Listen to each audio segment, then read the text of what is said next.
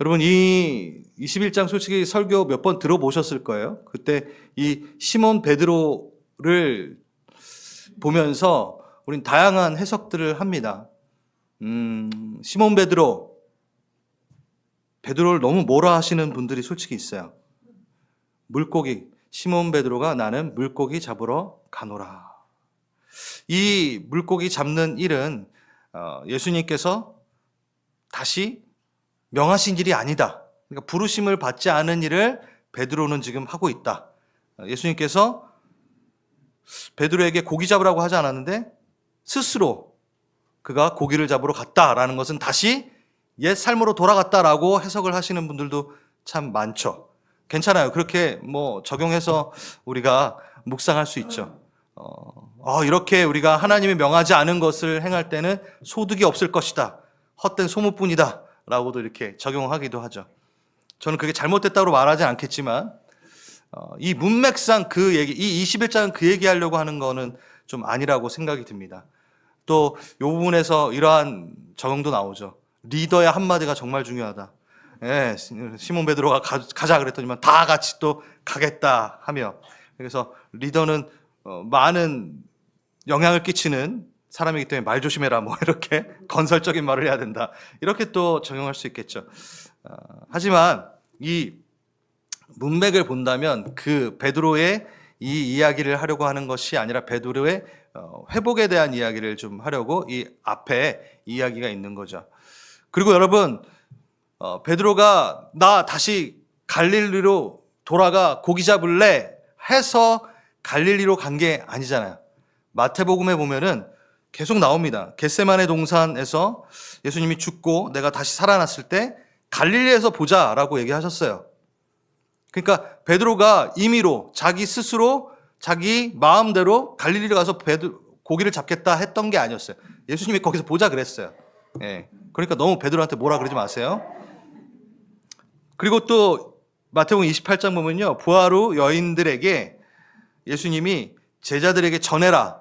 뭐라고? 갈릴리에서 보자라고 말해줘라 라고도 또 얘기하십니다. 그래서 갈릴리 바다로 갑니다. 7명이나 갑니다. 여기에서 7명이면 11명이니까 4명은 아직 안 가는 거예요. 오히려 안 간 4명을 뭐라 그래야 되죠. 7명 잘 간 겁니다. 그리고 되게 웃긴 게 이 7명의 인원들을 보면 마지막 2명의 이름은 나오지 않았지만 다 어부 출신이에요. 딱 나오는 게. 다른 제자 오기 전까지 손 놓고 있을 수는 없잖아요. 장정 7명이 손 빨고 있을 수는 없으니까 당연히 고기를 잡을 수 있는 거죠. 요한은 지금 시몬 베드로 이야기에 집중하고 있는 건데요. 이건 뭐냐면 계속 말씀드리지만 이 요한복음을 처음 받아 읽었던 이들의 그 실패에서 일어나 다시 한번 걸어보자라는 이야기를 지금 하고 싶은 거죠. 그래서 요한은 항상 이 복음서를 쓰면서 다른 복음서보다 더 자주 사용했던 게 뭐냐면 1대1 관계 안에 그 대화에서 그 복음의 메시지를 돌출해낸 것을 아주 잘 합니다. 우리 앞에서부터 니고데모 1대1의 대화 가운데 복음을 이야기했고, 사마리아 여인, 혈루병 여인, 그리고 나사로의 부활에서 마르다와의 대화, 다른 복음서에서는 전혀 있지 않은 것들이죠. 그래서 우리 요한복음은 공관복음이 아니라 무슨 복음이라고 했죠? 공감복음, 공감하는 복음. 사랑의 사도가 한 명 한 명이 예수님과 컨택되어서 이야기하는 그 대화 가운데 복음을 이야기하는 거죠. 자, 베드로의 이야기에 이제 우리가 좀 집중했으면 좋겠습니다. 베드로를 너무 뭐라고 하지 않으며 5절부터 이제 9절까지 보겠는데요. 우리가 잘 아는 장면이죠. 애들아, 정말 이 단어 자체가 좀 청소년기 아이들을 부르듯 예수님이 부르십니다. 헬라어 단어를 보면. 그리고 너에게 고기가 있느냐? 없습니다. 이르시되 그물을 배 오른편에 던져봐라 하니까 던졌어요. 그래서 잡아요. 엄청 많이 잡아요. 그물을 들 수 없을 정도로. 그때 예수께서 사랑하시는 제자 누구죠? 요한이 베드로에게 이르되 주님이시라 이렇게 이야기하죠.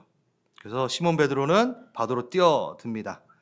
그리고 다른 제자들은 육지가 거리에 불과 그러니까 50칸쯤 이거는 200규빗이니까 여기 원어에는 200규빗이니까 90m 정도 되니까 굳이 뛰어들지 않고 배 타고 이들은 왔고 우리 베드로는 뛰어든 거죠. 그리고 와서 봤더니 뭐가 있어요? 숯불이 있습니다. 그리고 생선이 놓여 있고 떡도 있네요. 야, 이 장면 이거는 제대로 된 것을 이야기하고 있습니다. 뭘까요, 여러분? 배를 좀 무태서 떼어놓아 어떻게 설교하시며 다가왔던 누구? 예수 그리스도, 누구?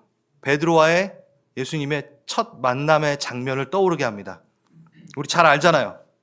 그 설교를 마치시고 나서 밤새 허탕을 친 베드로에게 깊은 곳 가서 그물을 놓아라. 그래서 밤새 못 잡았으나 주여 주의 말씀 의지하여 이거 깊은 곳에 그물 던져 이거예요. 그렇죠? 그리고 엄청 많이 잡아요. 대박이 났으니까 수산업계의 대부로서 이든 활동하였다 이러지 않고 뭐 했죠? 다 버려두고 주님을 따랐노라. 이 이야기가 오버랩 되는 겁니다. 특히 뭐예요? 베드로가 그렇게 많은 물고기를 잡고 그는 욕심이 더하여졌더라가 아니라 뭐라 그랬죠? 주님, 저는 죄인이로 소이다. 저를 떠나소서. 이 엄청난 고백을 하죠. 이게 왜 지금 여기 있을까요? 예? 이 고백을 했을 때 예수님이 뭐라 그래요? 두려워 말아라. 너는 이제 사람을 낚는 어부가 될 거야. 이렇게 얘기하고. 지금 베드로가 이거 어떻게 해요? 당연히 알죠. 지금 고기를 잡으려고 했는데 없나이다. 밤새도록 맞도록 없었어요. 고기가 똑같이 없었어요. 그리고 예수님이 그물 배 오른편에 던지라 하고 많이 잡았어요. 베드로는 단박에 압니다. 그분이 주님이신지. 그리고 그뿐만이 아니라 그 얘기를 듣자마자 3년간의 그 여정이 주마등처럼 지났을 수도 있어요. 와, 이거 나 처음 예수님 만났을 때 장면이랑 똑같네. 그때 두려워 말라 하셨고 나는 그런 고백을 했었지. 근데 나는 3번을 부인하고 지금 이렇게 낭망하고 있네. 막 이러한 5만 가지 생각이 들었을 거예요. 그때 재밌어요. 요한이 제자 베드로에게 말합니다. 주님이시라. 저는 베드로가 분명히 주님인지 알았을 것 같아요. 충분히 알았을 것 같아요. 근데 주저주저 했을 것 같아요. 여전히 주님께 죄송한 마음이 있어서 주저주저 했을 거예요. 그때 요한은 알아차렸죠. 아, 우리 형님 주저하고 있구나. 그 예수님의 목소리 알아들었을 텐데 그 표정을 봤을 거예요. 그때 이제 요한이 얘기합니다. 베드로 형님, 예수님이잖아. 예수님이야. 요한이 알아듣고 나서 먼저 예수님! 이러지 않았어요. 되게 배려가 있어요. 우리 요한이 참 배려가 있는 것 같아요. 지금 제일 먼저 예수님에게 좀 회복을 받아야 될 누군가가 있다라는 거를 베드로 형님의 얼굴을 보며 알았던 거죠. 여전히 낙마하고 힘들어하는 형님에게 양보합니다. 요한은 사랑과 배려가 있잖아요. 그래서 가보시라고. 주님이야. 그때 그 말을 듣고 베드로는 아마 용기를 냈을 거예요. 그래서 어떻게 해요? 풍덩 수영을 합니다. 다들 배 타고 도착하는 게 정상이라고 생각하는 그 거리를 우리 베드로는 배 밖으로 잘 나가요.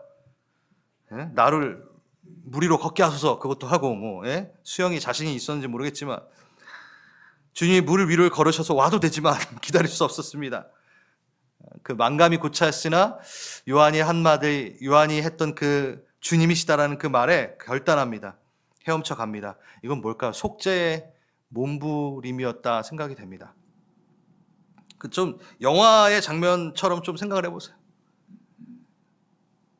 좀 미안한 마음도 있는데 주님이 또 찾아오시고 그리고 처음에 만났던 그 장면들이 막 오버랩 되기도 하고 주마등처럼 지나가고 내가 죄인이로서 내가 떠나소서라고 했던 그것도 기억나고 막 하면서 막 눈물을 흘리면서 예수님을 향한 영혼의 갈망을 가지고 그는 바다를 건너고 있습니다. 이 호수를 건너고 있습니다. 여러분, 호수라는 것은요, 바다라는 것은 물은요 항상 절망을 이야기하잖아요. 그 절망을 헤쳐 주님께로 다가갑니다. 정말 격정적인 장면이죠. 우리가 이렇게 좀 바다에 뛰어내려 주님께로 좀 이렇게 헤엄쳐 가는 우리였으면 좋겠다는 생각도 전 이 묵상을 하면서 들더라고요. 그냥 주님 앞에 좀 죄송스럽고 좀 어색하고 미안한 마음이 있을 때 그냥 넋놓고 앉아 있는 게 아니라 주님이 저기 있다라는 그 말에 앞뒤 보지 않고 헤엄쳐 나가는 우리의 마음도 좀 있었으면 좋겠다는 생각을 하게 됐어요. 아무튼 베드로는 다시 주님을 놓치고 싶지 않아 하면서 수영했을 것 같아요. 제가 아직 시차 적응이 안 돼가지고 이 말이 걸리는데 그런데 도착했는데 보세요. 육지에 올라오니 뭐가 있어요? 숯불이 있습니다. 여러분 이건 너무 잘 알잖아요. 그렇죠? 예수님을 부인했던 3번 부인했던 그 숯불 동일한 단어예요. 그 숯불이 놓여 있습니다. 명백한 주님의 연출이죠. 예, 마음감이 교차했을 것입니다. 또 좀 잔인해 보이지만 예수님의 이 연출이 잔인해 보이지만 전혀 그렇지 않습니다. 우리에게 주신 그 복음은요 항상 그냥 회피하지 않습니다. 우리가 갖고 있는 두려움과 어려움, 사망에 대해서 직면하게 하시죠. 그래서 예수님도 어디에서 부활하셨어요? 하늘에서 부활하신 게 아니라 가장 어두운 곳에서 부활하신 거죠. 여러분 정신 차리세요. 예수님이 여러분을 회복시키시려면 뭐 하냐면 여러분이 가장 아픈 곳을 여시고 그것에 들어가게 하십니다. 내가 보고 싶지 않고 회피했던 그곳 안에 같이 손을 잡고 같이 그곳에 들어가서 거기서 부활하십니다. 그래야지 진짜 살아나니까. 내 안에 썩어가는 어떠한 암이 있는데 그냥 위에다가 약 바르고 끝나면 안 되니까 내 자녀가 정말 두려워하고 정말 죽을 수 있는 그곳, 사망으로 여전히 남겨놓고 있는 그곳으로 끌고 가가지고 거기서 회복하십니다. 그래서 숯불이 있는 거죠. 우리 예수님 너무 잔인해요 이러면 안 돼요. 예. 그런 거 있잖아요. 여러분 내적 치유 이런 거 많이 해봤는데 이 부분을 다루지 않으면 그 안에 있는 죄성이나 실패나 어두움을 다루지 않으면 그냥 자기 연민에 빠지고 끝나요. 전혀 회복이 되지 않아요. 그래서 그쪽까지 가야 됩니다. 그래서 예수님이 숯불을 피워놓고 한 방 먹이시는 게 아니라 그곳까지 데려가시고 회복시키시려고 이제 진짜 먹이십니다. 어떻게? 그 위에 생선을 놓고 떡을 놓고 이제 먹이시죠. 보겠습니다. 10절. 지금 잡은 생선을 좀 가져오라. 잘 보세요, 여러분. 이미 숯불이 있고 앞에 보니까 생선이 놓여 있어요. 떡도 있어요. 예수님이 이미 먹을 걸 준비해 놨어요. 그런데 다시 또 너희가 잡은 생선도 좀 가져오라 라고 얘기합니다. 그리고 여러분 153마리 153 이거는 여러분 다른 거 들으세요. 153의 의미 뭐 이런 거 별로 전 중요하다고 생각하지 않은데 이거 정말 많이 나오더라고요. 네, 제가 뭐 이 케이스를 다 얘기한다면 시간이 너무 모자르고 정말 모르겠어요. 저는 그닥 의미가 없다라고 마지막 종결지었습니다. 정말 별의별 얘기가 다 있습니다. 아무튼 근데 지금 그 얘기가 아니라 많이 잡혔다라는 얘기고 요한의 세심함이 보여지는 것이죠. 그리고 12절 와서 조반을 먹으라, 아침 먹어라 얘기하십니다.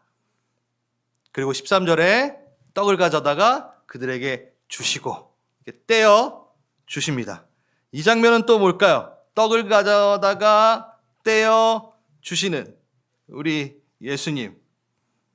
애들도 아니고 알아서 먹으면 되는데 이것도 의도가 있고 의미가 있는 행동이죠. 베드로, 여러분 이스라엘 가면요 베드로 고기라고 있어요. 팔아요. 거기 이제 갈릴리 호수 가면요 이름이 진짜 피터 그 피쉬예요. 그래가지고 한 이만해요. 크기가. 그래서 이거를 먹는 거죠 지금. 가서 먹읍시다. 한번 상황을 봅시다. 정말 많은 물고기를 잡았어요. 끌어올리는데 너무 힘이 들었어요. 제가 이스라엘 갔을 때 새벽녘에 갈릴리 호수, 꼭 새벽녘에 그 갈릴리 호수에 있겠다고 다짐하고 갔습니다. 그래서 그 시간에 갈릴리 호수에 저는 앉아 있었어요. 사람이 없는 곳으로 자리를 찾아가지고 이렇게 보는데 이 장면들을 한번 상상을 해보는데 쉽지 않았겠다. 제자들이 정말 허기가 졌을 거. 밤새도록 여러분 나이가 들면 그 나는 자연인이다 이런 거 많이 본다 그러잖아요. 제가 자주 봅니다. 나는 자연이다. 어디론가 떠나고 싶어 하는지 몰라도. 그런데 요즘에 제가 조금 바꾼 게 뭐냐면 그걸 보다가 이렇게 연결되는 거 보면요. 그 조업하시는 분들 나오는 유튜브가 있어요. 그거 진짜 재밌어요. 그 막 이렇게 뭐 오징어 잡으시고 막 명태 잡으시고 막 그런 장면들이 있어요. 그 유튜브로 쫙 있는데 그거 한번 클릭하면 알고리즘에 떠가지고 계속 나오더라고요. 근데 그 막 최선을 다해서 그 바다와 싸우며 그 고기를 잡는 그 어부들의 그 모습을 보면서 뭔가 이렇게 저도 이렇게 뭐랄까 회복이 되는 열심히 살아야겠다도 있지만 참 멋있다 막 이렇게 하면서 자연이다 보는 거랑 똑같은 그런 힐링을 느끼더라고요. 아무튼 그게 생각이 났어요. 그러면서 진짜 힘들었겠다. 밤새도록 했는데 고기를 못 잡았어. 고기가 이제 또 잡혀가지고 이제 올라와. 얼마나 추웠고 고나겠는가라는 생각을 하면서 딱 제가 성찬식 때 한번 얘기한 적이 있는데 여러분 제자들이 그 마지막 만찬 때 마가의 다락방에서 성찬의 의미를 제대로 이해했을까요? 그러지 못했어요. 이게 뭔 소린지도 모르고 찢겨지는 뭐 주님의 몸이고 뭐고 이것이다 기념하라 뭔 소린지 몰랐어요. 그 먹고 겟세마네 동산 가서도 졸았잖아요. 그러니까 아무 생각이 없어서 그냥 맛있게 먹은 거예요. 그냥 예수님한테 발 씻김 당하고. 그러니까 마가의 다락방에서는 예수님은 너무 열심히 얘기했지만 지금 저도 너무 열심히 얘기하고 있지만 전혀 이해가 안 되는 거예요. 저는 분명히 거기 갈릴리 호수 바닷가에서 여기서 그 예수님의 떡을 나누심을 그제서야 이해했겠구나라는 생각이 들더라고요. 왜냐하면 제가 마가 다락방, 우리 저기 이스라엘 가면은 마가 다락방도 가봐요. 근데 마가 다락방 가면요 사람들이 너무 많아가지고 묵상도 잘 못하겠는 거예요. 그러니까 추정하는 곳으로 이제 가긴 하는 건데 그때 참 사람이 많아가지고 아무리 묵상하려고 해도 참 쉽지 않았어요. 그거랑 똑같더라고요. 그리고서 이제 마지막 날 여정에 갈릴리 호수에 딱 갔는데 그 식사 가운데 혼잡하고 아직 어수선하고 그럴 때 제대로 이걸 이해 못했으나 예수님이 죽으시고 십자가에서 부활하시고 그리고 나서 이제 떡을 떼는 이 바닷가에서 그 의미를 진짜 이해했겠구나라는 생각이 들더라고요. 그거예요, 여러분. 왜 떼어주시나요? 많이 고나고 춥고 실패하고 두려워하고 있는 그 자기 제자들에게 밥 먹고 힘내. 그게 성만찬의 의미잖아요. 일로 와. 너무 추웠지? 너무 두려웠지? 내가 갑자기 죽어가지고 너네 놀랬지? 그래. 내 살을 먹어. 내 피를 마셔. 너가 나랑 하나 연합으로 이루어질 때 넌 힘이 날 거야. 저는 아마 이 자리가 진짜 성만찬의 자리의 이해의 자리라고 저는 생각을 하게 되더라고요. 다 망가지고 다 끝났을 것이라고 생각하는 그들에게 밥을 먹이십니다. 내가 주는 밥으로 힘내라. 나랑 연합하면 산다. 그리고 무엇보다 내가 너희를 너무 사랑하는 거 알지? 라고 이야기하시는 거죠. 힘내라 말을 거시는 겁니다, 지금. 네. 우리의 인생에 겨울을 맞을 때 굶주려 허기질 때 그분은 직접 상을 베푸십니다. 그래서 2025년 여러분 잘 달려오셨습니다. 예수님의 상을 누리십시오. 예수님이 주시는 음식을 받으십시오. 그래서 여러분 일상에서 거룩함을 연결시키시길 바랍니다. 제가 어떻게 말씀드렸어요? 이때 식사 시간에 왜 성찬을 하셨을까? 우리 성찬식 할 때 제가 많이 말했는데 왜 그러셨어요? 가장 영적인 사건을 가장 일상적인 거랑 결합시키신 거예요. 그래서 교회에서만 일주일에 한 번만 거룩하라는 게 아니라 너희가 너무 밥은 누구나 먹잖아요. 그 밥 먹는 그 자리에서 날마다 나의 살과 피를 기념하라. 예수 그리스도가 너희의 삶의 구석구석에 앉아 함께 식사하고 싶어 라고 하셔서 예수님이 언제? 식사 때 이 영적인 의미를 가르쳐 주신 거죠. 그래서 우리는 어떻게 해야 된다 그랬죠? 흰 밥살을 먹을 때 예수님의 몸이다. 우리 떡이 아니잖아요. 이게 우리 빵 안 먹잖아요. 이 제자들이랑 예수님이랑 떡을 떼고 이런 건요, 특별식을 먹은 게 아니라 그들이 날마다 먹는 맛자 떡을 뗀 거고, 그리고 날마다 마시는 잔을 마신 거잖아요. 그래서 우리도 어떻게 해야 된다? 날마다 갈릴리 호수 가운데 초청되어 어떻게 해요? 밥 먹을 때마다 흰쌀밥 먹을 때 예수 그리스도의 몸이요 먹고, 와이프 한번 먹여주고, 예수로 살아라. 우리 자녀들에게 김치 좀 먹어. 김치 빨갛게 해가지고 예수의 피다 먹어라. 그러면서 일상에서 예수 그리스도의 그 몸을 기억하라라고 제가 성찬식 때 한번 얘기를 했었는데, 처음 듣는 것인 것처럼 그러면 안 되는데, 그래서 가장 영적인 것을 가장 일상 가운데서 연결하여 우리가 예수를 일상에서 만나야 된다. 그 얘기인 거죠. 그래서 여러분 2025년도 너무 수고하셨는데 2025년도 남은 그 시간까지 날마다 밥을 드시면서 예수 그리스도의 식탁에 앉으시길 간절히 바랍니다. 네, 그래서 뭐예요? 힘내세요. 그리고 예수님의 위로를 받으세요. 아유 수고했다. 근데 너 밥 먹이고 싶어. 이 음성을 들으며 식사하시길 간절히 바랍니다. 누구든지 목마른 자는 내게 와 마시라 하셨던 그 말씀을 의지하여 우리가 그 생수의 강에 들어가길 바랍니다. 자, 그런데 제가 10절에 딱 멈추게 됐습니다. 뭐라고요? 지금 잡은 생선을 좀 가져오라. 이미 예수님이 차리신 밥상이에요. 다 준비 제공되었어요. 생선과 떡이 다 있어요. 그런데 너희가 잡은 걸 좀 갖고 와. 이건 뭘까요? 그런 것 같아요. 예수님이 차려놓은 그 밥상에 숟가락만 딱 얹는 것 자체가 조금 죄송스럽고 민망했을 것 같다라는 생각. 그래서 예수님이 너가 잡은 고기도 좀 가져와 라고 판락하는 것처럼, 예? 그거 하신 거예요. 갖고 와. 이 잔치에 내 것을 좀 가져와. 참여시키십니다. 예수 그리스도의 그 식탁의 상에 우리를 참여시킵니다. 그 의미예요. 물론 지금 제자들이 잡은 고기도 누가 잡게 해준 거예요? 예수님이 잡게 해준 거예요. 그러니까 너 것인 것 같은데 너 거 아닌 내 거 같은 그거를 갖고 와. 너 건 것 같지만 내가 준 거를 네가 다시 내 거를 갖고 와. 네 거 같지만 또 내 걸 갖고 와라. 뭐 이거. 아무튼 주님이 잡게 하신 그것을 가져와 예수님의 만찬에 참여하게 하는 거죠. 예수님의 상에 참여하게 하는 거죠. 그럼 어떤 묵상이 있을까요? 나의 재정, 나의 건강, 예수님이 준 거죠. 그렇죠? 나의 관계, 나의 자녀들, 이 모든 거 예수님이 준 거죠. 그렇죠? 근데 어떻게 그거를 내게 갖고 와 이 상에 참여하려 하시는 거예요. 우리는 이거 내 거다 하고 어떻게 해서든 안 드리려고 하고 조금 드리려고 막 그러는데, 그거 원래 내가 잡게 해준 거잖아. 갖고 와. 왜 그렇게 하실까요? 잘 생각해 보세요. 왜 그렇게 하실까요?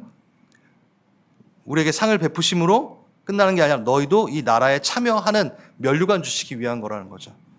이건 너무 중요한 부분입니다. 예수님이 준비한 것에 우리가 참여하여 같이 화목을 이루고 풍성함을 누리는, 이것은 예수님의 아이디어예요. 같이 숯불에 올려놓아라. 아름다운 공동체의 전형이죠. 완전한 형제로 받아들이시면서 이 만찬 자체가 너희 거도 갖고 와서 올려놓을 때 완성된다라고 이야기하시는 하나님의 나라의 이야기이기도 한 거죠. 기쁨과 축복을 누릴 수 있도록 초청하시는 겁니다. 그래서 여러분, 한번 여러분에게 적용을 하시길 간절히 바랍니다. 이 아버지가 주신 거, 그거를 아버지의 잔치상에 내가 참여함으로 또 나도 올려드리는 거. 이거 원래 아버지 건데 올려드리는 거. 그러니까 숟가락 좀 잘 얹으시고 거기서 식사하시는 거죠. 격려와 희망, 용기를 주시는 예수님은요, 우리의 것을 받아 다시 우리에게 먹으라 돌려주시는 이 방법을 사용하십니다. 이 완벽한 상 위에 어떻게 이렇게 초라한 음식을 갖고 오냐? 안 그러시잖아요. 아무리 작은 거더라도 주님 올려놓으라 하십니다. 우리에게 면류관 주시기 위하여 기쁨의 상 위에 너의 마음을 좀 올려다오 라고 이야기합니다. 자, 여러분, 이 연말 그냥 주님께 받을 것만 생각하시는 게 아니라 정말 내가 그 상에 올려드려야 될 것들은 또 무엇인지 고민하는 이 연말이 되시길 간절히 바랍니다.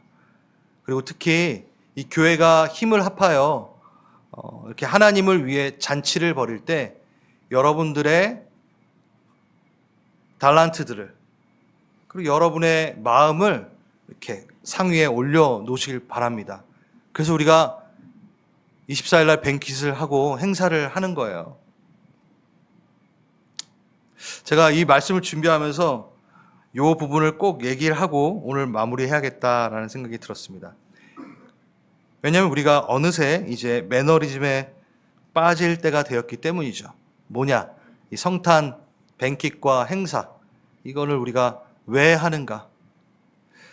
제가 이렇게 우리 성도님들 보면은 마음씨가 너무 착하셔가지고 이런 걸 할 때 정말 아무 군말 없이 준비하시고 또 참여하시는 것을 봅니다. 근데 이 시간들이 조금 지나다 보면은 이 의미를 조금 잃어보면서 힘이 빠지시기도 하고 좀 오해가 생기기도 하시는 것 같아요. 그래서 좀 저는 요 이야기를 좀 하고 싶습니다. 여러분, 성탄, 뱅킷, 행사, 오늘 요 적용을 하면서 좀 마음을 다해 우리도 그 상에 올려 놓았으면 좋겠다는 생각이 들어요. 주님이 기뻐하십니다. 아니, 성탄, 예수님 태어난 날이 이날도 아닌데 하면서 막 또 부정적으로 얘기하지 마시고. 네? 아니, 24일 날 칸타타 해야 되는데 왜 21일 날 하는 거야? 막 또 이러지 마시고. 여러분, 정말 마음을 다해서 주님을 축하했으면 좋겠어요. 주님 오심을 좀 기뻐했으면 좋겠어요. 예수님이 오신 날짜는 정확하게 알 수 없습니다. 성경에서도 알 수 없습니다. 성경에는 예수님 이 땅에 오신 날을 목동이 활동했던 때이라는 힌트만 주고 있죠. 그래서 이스라엘의 늦봄 4월에서 6월, 그때 아니면 가을 9월에서 10월, 이때 아마 예수님이 이 땅 가운데 오셨을 거다라고 우리는 추정하고 있죠. 근데 이거 끝까지 잘 들으세요. 재밌어요. 이거 마지막에. 근데 로마에 이제 국교로 인정되면서 3세기 초까지 3월, 5월, 11월 막 불특정하게 예수님의 탄생을 축복했었어요. 축하했었어요. 나름대로. 그런데 어떻게 로마 교회가 그 교부였던 히폴리토스에 의해서 이제 이 12월 25일이라는 시간을 정합니다. 12월 중순에는 농신제가 있었어요. 농사의 신, 농사를 자라게 하는 신을 축제를 하는. 또 12월 하순에는 태양신, 미트라, 태양 탄생 축일이 있었습니다. 자, 그래서 많은 유튜브를 보면은 이 성탄절날 우리가 축하하는 것을 비방하고 잘못됐다라고 이야기하는 많은 메시지들이 있습니다. 전 그 얘기에 대해서 조금 여러분들과 나누고 싶어요. 여러분, 이때 초대 교부들의 판단에 대해 시대적인 오만함의 눈으로 평가절하할 수 없다라는 것. 이거 되게 위험한 거라는 걸 좀 제가 말씀을 드릴게요.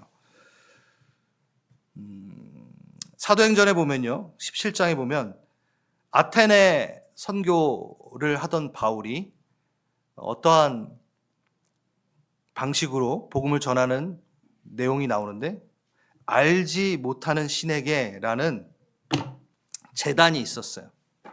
그래서 그것을 문화적 접촉점으로 활용해서 너희가 이 알지 못하는 신에게라는 이 제단이 누구냐면 하나님이야 라면서 싹 바꿔가지고 복음을 전달해요.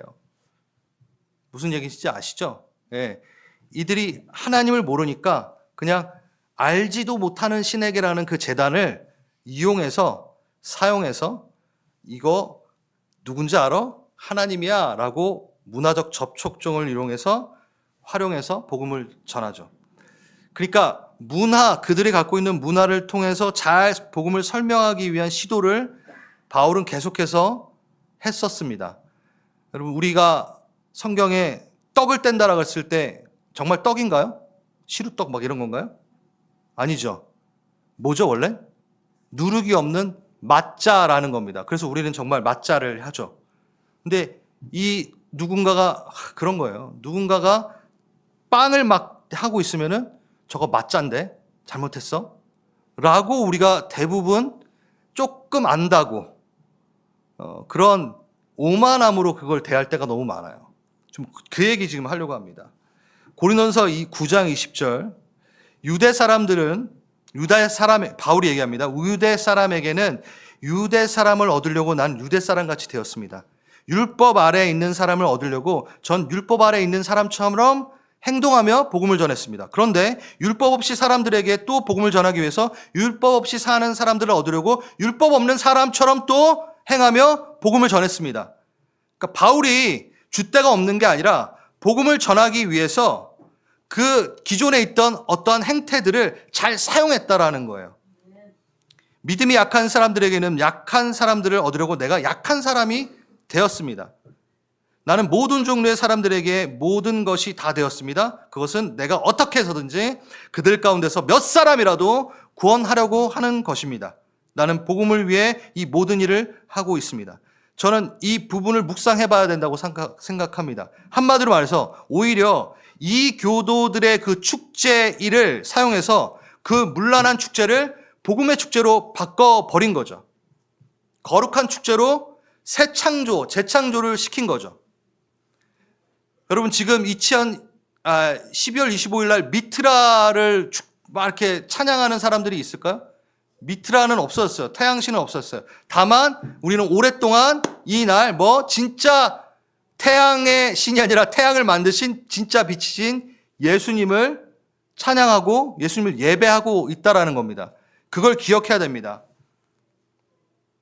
물론 이 시대에 상업적으로 변해버린 성탄절에 대한 거룩성은 또 찾아야 되겠지만, 우리가 이 날 미트라를 제사 드렸기 때문에 의미가 없어 하는 순간 우린 오히려 어둠에게 지는 거죠.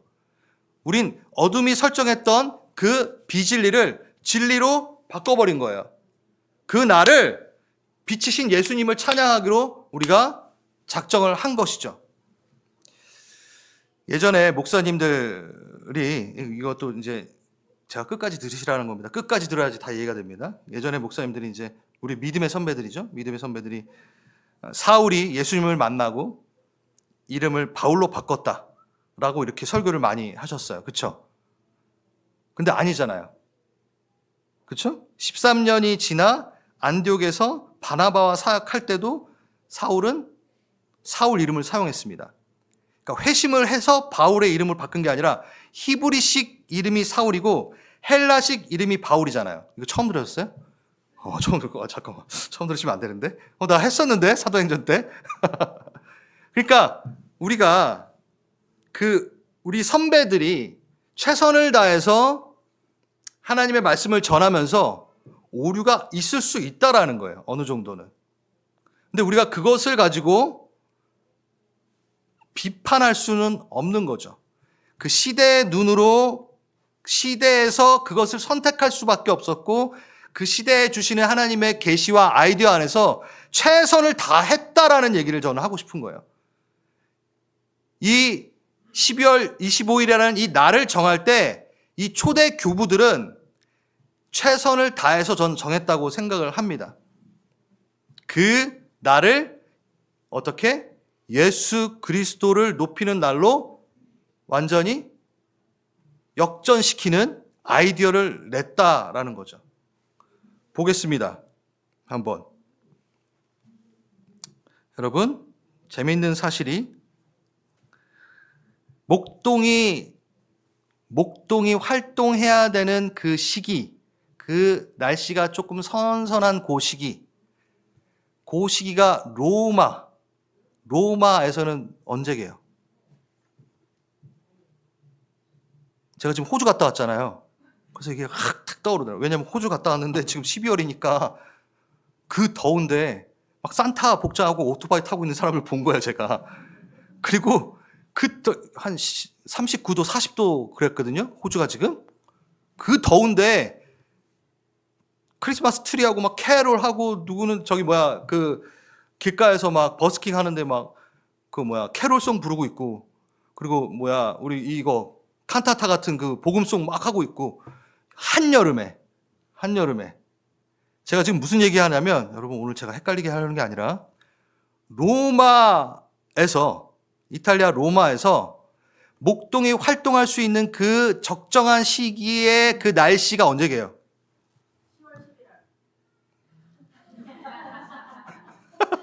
아멘! 맞아요. 어디 이탈리아 놀러 갔다 왔구나. 아는구나, 잘. 12월이에요. 12월에 평균 기온이 13도에서 15도예요. 그러니까 그때에 목동이 나와가지고 양을 칠 수 있는 시기라는 거예요. 그러면 이 12월에 예수님이 왔다라는 거를 이들이 정했을 때는 그들의 시대의 눈으로는 그들이 호주를 가봤겠어, 미국을 가봤겠어. 그들이 있는 이 초대 교부들이 로마에 앉아가지고 목동이 올 때 목동이 활동할 때 예수님이 왔구나라고 했을 때 그들은 언제가 맞는 거예요? 12월이 맞는 거라고요. 너무 어려운가요, 지금 제가 말하는 게? 그러니까 우리의 시대의 눈으로 12월 아닌데 목동 3, 4월이어야 되는데, 그러니까 크리스마스 의미가 없어. 여러분, 이거 다 이단들이 사용하는 겁니다.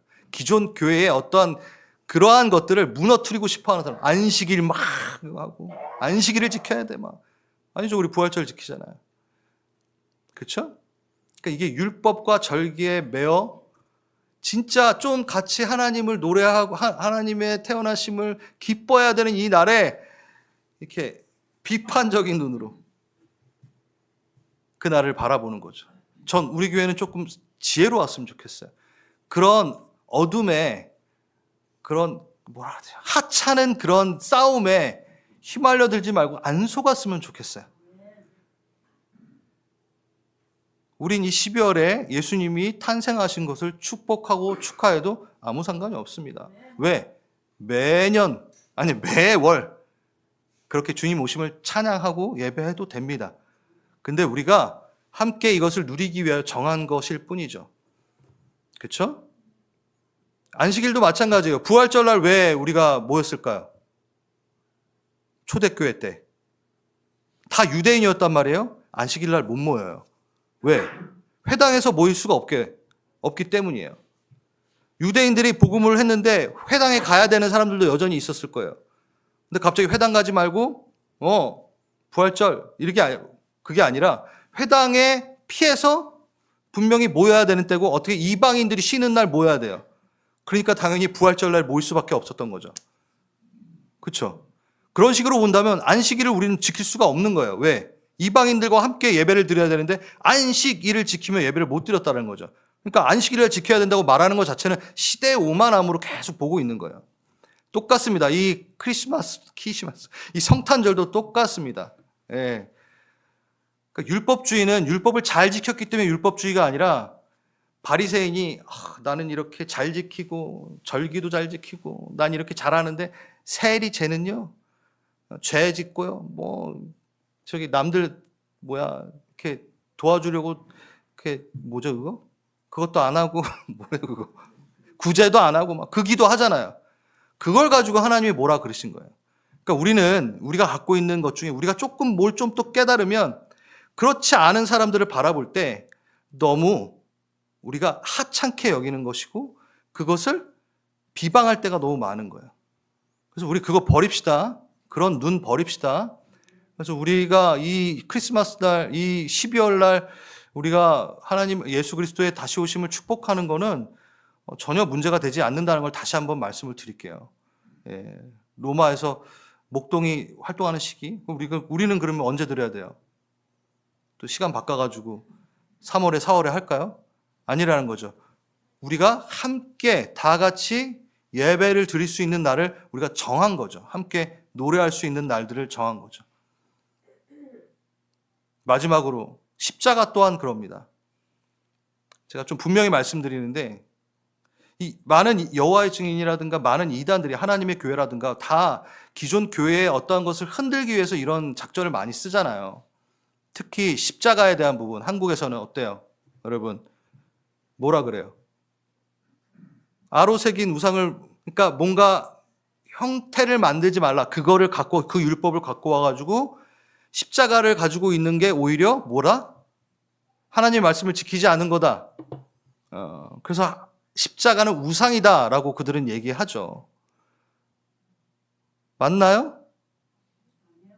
잘 보세요. 여러분 그 말을 듣고 그 개념을 듣고 십자가를 보는 순간 그것을 억셉하는 순간 여러분 십자가를 보면 뭐가 생각날까요? 아니죠. 그러니까 내 말은 우리는 원래 십자가를 보면 하나님의 은혜를 생각하고 예수 그리스도의 십자가를 묵상하잖아요. 그렇죠? 근데 그러한 개념으로 손가락질하며 그 율법적인 부분으로 끌고 와가지고 그것은 우상이다고 하는 순간 그 십자가를 보는 순간 그 사람은 십자가를 어떻게 생각하죠? 우상으로 생각한다라는 거예요. 그거는 사단한테 먹힌 거예요, 오히려. 아니, 저 십자가를 보고 왜 이렇게 우상을 먼저 생각하는지 이해가 안 되는 거죠. 여러분, 우리 선배들이 왜 십자가를 우리 교회의 심볼로 삼았을까요? 십자가 없으면 안 되기 때문에. 십자가 부활을 우리가 묵상해야 되기 때문에 한 것이지, 우상으로 쓰려고 십자가를 만든 건 아니잖아요. 근데 우리는 자꾸 시대의 오만함으로 그것을 보면서 그걸 못 깨달은 사람한테는 십자가 우상이야. 막 판단하는 거죠. 그럼 그거를 입력한 사람은 어때요? 누가 십자가 목걸이만 해도 오히려 우리는 보면은 크리스찬인가 보다 이러는데 그 사람은 우상을 달고 다니는 곳. 그럴 수 있다라는 거예요, 여러분. 그러니까 그만큼 우리가 참 수준이 낮아요. 그런 부분에 있어서. 왜 그러냐면 항상 내가 누군가보다 더 많은 것을 깨달아 알아. 그 시대적 오만함을 갖고 우리 선배들이 정하고 선배들이 닫고 그리고 선배들이 시도했던 그 은혜들을 너무 하찮게 여기는 부분에 있어서 위험성을 우리가 가질 수 있다는 겁니다. 그래서 오늘 제가 이렇게 길게 얘기하려고 한 건 아닌데 우리 교회에서는 이제 지혜롭게 그런 부분에 대해서는 자유함을 좀 얻었으면 좋겠습니다. 제발 십자가 보고 우상 숭배라고 말하지 마시고요. 그걸 우린 은혜로 누려야죠. 예. 그럼 전기 의자면 괜찮겠어요? 아니, 내 말은 십자가가 사형 틀을 우리가 우리의 것으로 갖고 왔잖아요. 그렇죠?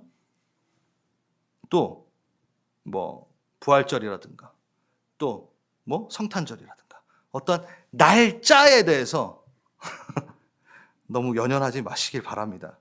그거에 넘어가지 말으시기 바랍니다. 제가 읽어드리겠습니다. 그러므로 먹고 마시는 것과 절기나 초하루나 안식일을 이유로 누구든지 너희를 비판하지 못하게 하라. 이것들은 다 장래일의 그림자이나 몸은 그리스도의 것이니라. 이건 예수 그리스도를 나타내는 거지 그 자체가 의미 있는 것은 아니다. 예수 그리스도의 다시 오심을 기리는 것을 위한 것이지 그 날짜가 정확해야 된다라는 것은 아니다. 거기에 매이지 마라 라고 바울은 얘기하잖아요. 우상에게 바쳤던 그 음식도 나 먹을 줄 알아. 나 되게 자유해 라고 얘기하잖아요. 그런데 누군가가 시험에 들려면 먹지 않겠어. 그 지혜로움이 우리 안에 있기를 바랍니다. 그래서 제가 이렇게 얘기하는 거는 24일 날 우리는 주님의 생일을 축하하러 모일 겁니다. 그렇죠? 그래서 그날이 우리 주님 생일 아닌데 이러지 마시고 우리가 함께 그렇게 하기로 결정한 그날에 마음껏 오셔서 식사 나누시는데 중요한 건 뭐요?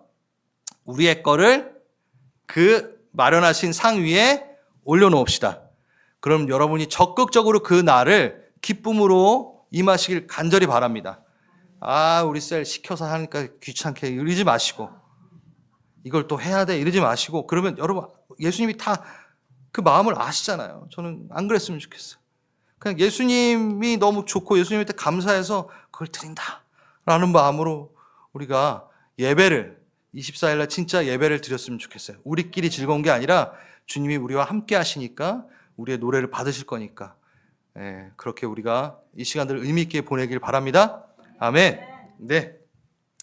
그래서 중요한 거 앞에 해서 기도를 했는데 여러분 뒤에 거 해가지고 싹 잊어버리면 안 되는데 자 우리 기도합니다. 이게 뭐죠?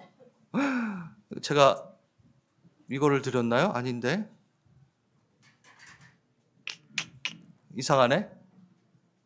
우리 PPT가 잘못됐습니다. 그래 PPT 없이 제가 이걸 드리진 않은 것 같은데 모르겠어요. 자 우리 기도합시다. 괜찮으시다면 다 같이 일어나셔서 오늘 이 시간 마무리하는데